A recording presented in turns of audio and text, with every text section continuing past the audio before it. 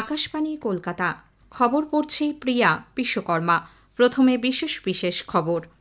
প্রধানমন্ত্রী নরেন্দ্র মোদী আজ অরুণাচল প্রদেশের ইটানগরে ৫,০০০ কোটি টাকার বেশি মূল্যের উন্নয়নমূলক প্রকল্পের ভিত্তিপ্রস্তর স্থাপন করেছেন। দেবীপক্ষের সূচনা লগ্নে আজ দেশজুড়ে পণ্য ও পরিষেবা করের পরিবর্তিত হার কার্যকর হয়েছে।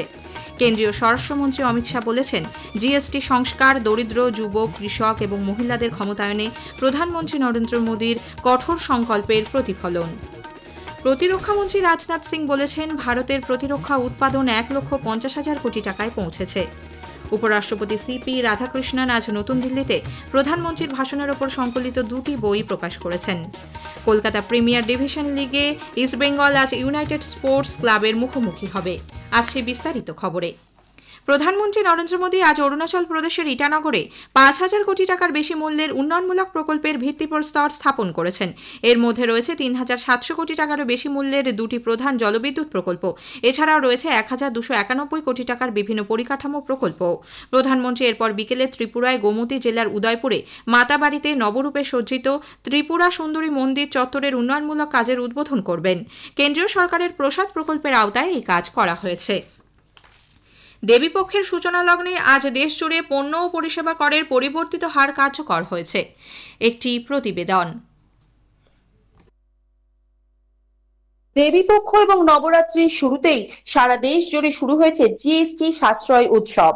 আজ থেকেই পরিবর্তিত হারে পণ্য পরিষেবা কর চালু হয়ে গেল। শ্যাম্পু, টুথপেস্ট, ব্রাশ, সাবান, ঘি, মাখন, চিজ, পাউরুটি, দুধ, ছানা, পনির, সোয়া মিল্ক, চা, কফি, প্যাকেটজাত ডাবের জল এবং জুস, পাস্তা, নুডলস, চানাচুর এবং জলের বোতলের মতো বিভিন্ন নিত্য প্রয়োজনীয় জিনিসের দাম আজ থেকেই কমছে। একই সঙ্গে দাম কমছে বহু ওষুধের। বিভিন্ন জীবনদায়ী ওষুধে সম্পূর্ণরূপে প্রত্যাহার করে নেওয়া হয়েছে জিএসটি।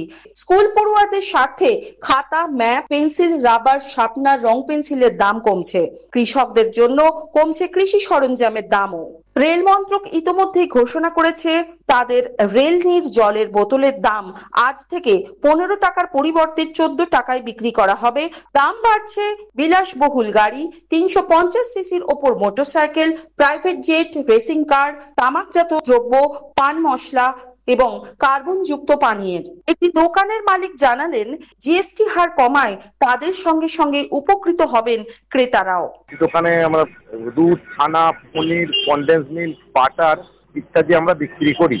আজ থেকে এই যে নতুন হারে যে জিএসটি হচ্ছে, এই জন্য কাস্টমার এবং আমরা দোকানদার দুজনেই উপকৃত হব সমানভাবে। সরকার নির্দেশ দিলেও বহু ছোট বিক্রেতার কাছে এখনো নতুন দামের সূচি না পৌঁছানোয় বিভ্রান্ত হচ্ছেন ক্রেতা বিক্রেতা উভয়ই। পরিবর্তিত জিএসটি হার নিয়ে যে কোনো ধরনের অভিযোগ জানানোর জন্য হেল্পলাইন চালু করেছে কেন্দ্র।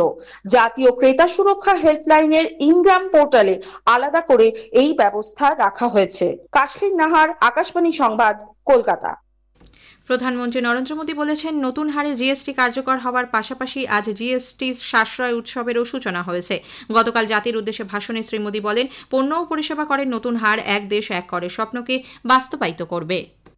वन नेशन वन टैक्स का सपना साकार। साथियों, रिफॉर्म एक अनवरत चलने वाली प्रक्रिया होती है। जब समय बदलता है, देश की जरूरत बदलती है, तो नेक्स्ट जनरेशन रिफॉर्म भी उतने ही आवश्यक होते हैं। इसलिए देश की वर्तमान जरूरतों और भविष्य के सपनों को देखते हुए जीएसटी के ये नए रिफॉर्म्स लागू हो रहे हैं। কেন্দ্রীয় স্বরাষ্ট্রমন্ত্রী অমিত শাহ বলেছেন, পরবর্তী প্রজন্মে জিএসটি সংস্কার দরিদ্র, যুবক, কৃষক এবং মহিলাদের ক্ষমতায়নে প্রধানমন্ত্রী নরেন্দ্র মোদীর কঠোর সংকল্পের সাক্ষ্য বহন করে। সামাজিক মাধ্যমে একগুচ্ছ বার্তায় শ্রী শাহ বলেন, জিএসটির নতুন হার দৈনন্দিন খরচ অনেক কমিয়ে দেবে। একই সঙ্গে এর মাধ্যমে দেশের অর্থনৈতিক উন্নয়ন আরও ত্বরান্বিত হবে। তথ্য ও সম্প্রচার মন্ত্রী অশ্বিনী বৈষ্ণব বলেছেন, জিএসটি সংস্কারের হাত ধরে ভারত কর ব্যবস্থার এক নতুন যুগে প্রবেশ করল। শিল্পমন্ত্রী পীয়ূষ গোয়েল বলেছেন, নেক্সট জেন জিএসটি প্রায় প্রতিটি নিত্য ব্যবহার্য দ্রব্যের দাম কমাবে। কেন্দ্রীয় মন্ত্রী ভূপেন্দ্র যাদব বলেছেন, নতুন পণ্য ও পরিষেবা কর কাঠামো শিল্প ও ব্যবসার ক্ষেত্রে যুগান্তর আনবে। কর ব্যবস্থার সরলীকরণের মাধ্যমে সমৃদ্ধ হবে দেশের অর্থনীতি। সংসদ বিষয়ক মন্ত্রী কিরেন রিজিজু বলেছেন, সাধারণ মানুষকে স্বস্তি দিতেই জিএসটির নতুন হার কার্যকর হয়েছে। हमारे देश का सबसे बड़ा टैक्स रिफॉर्म जीएसटी का ऐतिहासिक रेट कटौती का, इस रिफॉर्म का आज के पवित्र दिवस में लागू होने का पहला कार्यक्रम आदरणीय प्रधानमंत्री जी का भी अरुणाचल प्रदेश से शुरू हुआ है। यहाँ से प्रधानमंत्री जी ने जो किया है, करोड़ों करोड़ों गरीबों तो कोने कोने तक इसका लाभ पहुंचने वाले हैं। সেবা ও সুশাসনের ভাবনায় প্রধানমন্ত্রী নরেন্দ্র মোদীর নেতৃত্বে দেশের অগ্রগতি এবং রূপান্তরের লক্ষ্যে সরকার কাজ করে চলেছে। আজ বিশেষ সেবা পর্বে আমরা তুলে ধরব কিভাবে মোদী সরকার সকলের সামর্থ্যের মধ্যে বাসস্থান এবং শহরের যোগাযোগ ব্যবস্থাকে আরও শক্তিশালী করেছে। আমাদের প্রতিনিধি অভিজিৎ চক্রবর্তীর একটি প্রতিবেদন।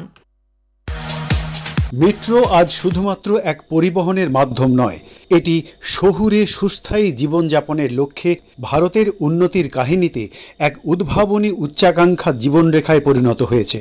প্রধানমন্ত্রী নরেন্দ্র মোদীর নেতৃত্বে ভারতের মেট্রো নেটওয়ার্ক আজ বিশ্বের মধ্যে তৃতীয় বৃহত্তম। কলকাতা মেট্রো রেল প্রকল্পের উদ্বোধন করে প্রধানমন্ত্রী নরেন্দ্র মোদী বলেন, 2014 সালের আগে ভারতে মেট্রো রুট ছিল মাত্র 250 কিলোমিটার। আজ তা সম্প্রসারণ করে করা হয়েছে 1000 কিলোমিটারেরও বেশি। 2014 से पहले देश में सिर्फ 250 किलोमीटर ही मेट्रो रूट था। आज देश में मेट्रो रूट 1000 किलोमीटर से भी ज्यादा का हो गया है। ये सारे काम ईज ऑफ ट्रैवल को बढ़ाने वाले हैं। साथियों, 21वीं सदी के भारत को 21वीं सदी के ट्रांसपोर्ट सिस्टम की भी जरूरत है। শহর অঞ্চলে উন্নত বাসস্থানের সুবিধা প্রদানের মধ্যে দিয়ে সরকার প্রতিটি নাগরিক যাতে সম্মানের সঙ্গে জীবন যাপন করতে পারে তা সুনিশ্চিত করেছে। বিগত 11 বছরে শহরাঞ্চলে বাসস্থানকে সরকার সকলের সামর্থ্যের মধ্যে এনেছে। 1,16,00,000-এরও বেশি বাড়ি তৈরির অনুমোদন দেওয়া হয়েছে এবং 93 লক্ষেরও বেশি বাড়ি ইতোমধ্যেই তৈরি করা হয়েছে। মেট্রো পরিবহন ব্যবস্থা থেকে শুরু করে মানুষকে বাসস্থান দেওয়া শহরগুলিতে জীবনযাত্রার মানকে যেমন উন্নত করেছে, তেমনি জীবনযাপনকে করেছে সহজ। খবর শুনছেন আকাশবাণী কলকাতা কেন্দ্র থেকে।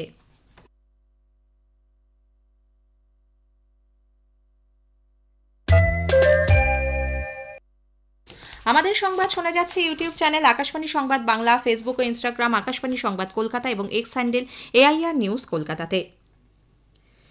দুদিনের ঐতিহাসিক মরক্কো সফরের প্রথম দিনে প্রতিরক্ষা মন্ত্রী রাজনাথ সিং বলেছেন, ভারতের প্রতিরক্ষা উৎপাদন 1,50,000 কোটি টাকায় পৌঁছেছে। প্রতিরক্ষা রপ্তানির পরিমাণ 23,000 কোটি টাকা ছাড়িয়েছে।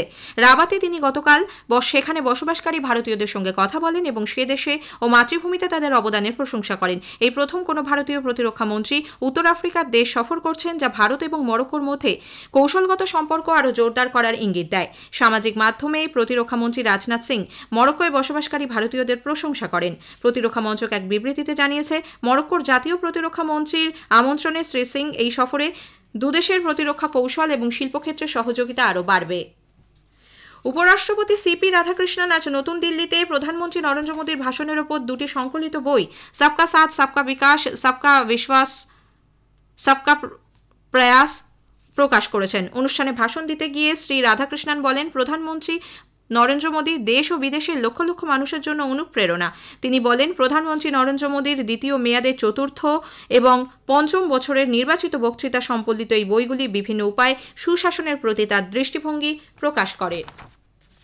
প্রধানমন্ত্রী নবরাত্রি উপলক্ষে দেশবাসীকে শুভেচ্ছা জানিয়েছেন। সামাজিক মাধ্যমে এক পোস্টে তিনি বলেন, এই পবিত্র উৎসব সাহস, সংযম এবং দৃঢ়তার শক্তিতে পরিপূর্ণ, যা সকলের জীবনে নতুন শক্তি ও বিশ্বাস সঞ্চার করবে। প্রধানমন্ত্রী নরেন্দ্র মোদী আগামী 28শে সেপ্টেম্বর আকাশবাণীতে মন কি বাত অনুষ্ঠানে তাঁর চিন্তাভাবনা দেশ বিদেশের সঙ্গে ভাগ করে নেবেন। এটি হবে মন কি বাতের 126তম পর্ব। সেবা পর্ব কর্মসূচির অধীনে আজ শুনবেন ডিজিটাল ইন্ডিয়ার ওপর বিশেষ আলোচনা। কলকাতার national institute of electronics and information টেকনোলজির বিজ্ঞানী ডক্টর কল্যাণ বৈতালের সঙ্গে কথা বলেছেন সন্দীপন দাশগুপ্ত। আলোচনাটি শোনা যাবে আজ রাত 9:30টায় গীতাঞ্জলি ও DTH বাংলা পরিষেবা এবং আকাশবাণী সংবাদ কলকাতার সোশ্যাল মিডিয়া পেজে। ইস্টবেঙ্গল আজ কলকাতা প্রিমিয়ার ডিভিশন লিগে চ্যাম্পিয়নশিপ রাউন্ডে তাদের শেষ ম্যাচে ইউনাইটেড স্পোর্টস ক্লাবের বিরুদ্ধে খেলবে। নিজেদের মাঠে এই ম্যাচ ড্র করলেই ইস্টবেঙ্গল কলকাতা প্রিমিয়ার লিগ খেতাব জয় নিশ্চিত করবে। এদিকে প্রিমিয়ার লিগে গতবারের চ্যাম্পিয়ন ইস্টবেঙ্গল ক্লাবকে আজ ট্রফি তুলে দেওয়া হবে। খবর শেষ হলো।